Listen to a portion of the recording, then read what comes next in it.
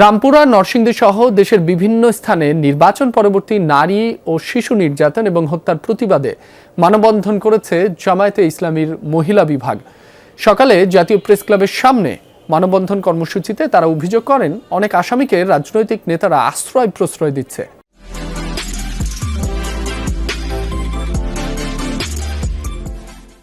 দাবি জানান প্রশাসনের লোকজন যাতে রাজনৈতিক চাপের কাছে নতি স্বীকার না করে।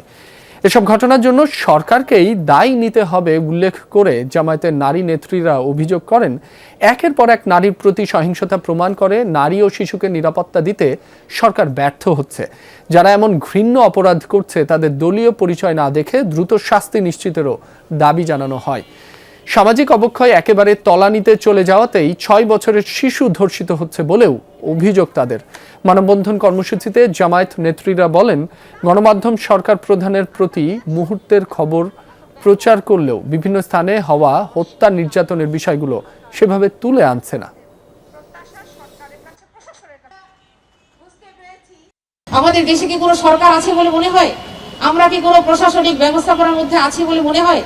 এখানে কি কোনো সুশাসন, কোনো আইনের শাসন, নিরাপদ আবাসন কি এখানে আছে? এই অবস্থাকে জাহিলিয়াত বলা হয়েছে। আর এই আরবের জাহিলিয়াতে নারীদেরকে জীবন্ত কবর দেওয়া হতো, কন্যা সন্তানদেরকে।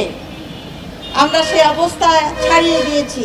প্রত্যেক নাগরিকের নিরাপত্তা পাওয়ার অধিকার আছে, তাহলে আপনি কেন তাদেরকে নিরাপত্তা দিতে ব্যর্থ হচ্ছেন?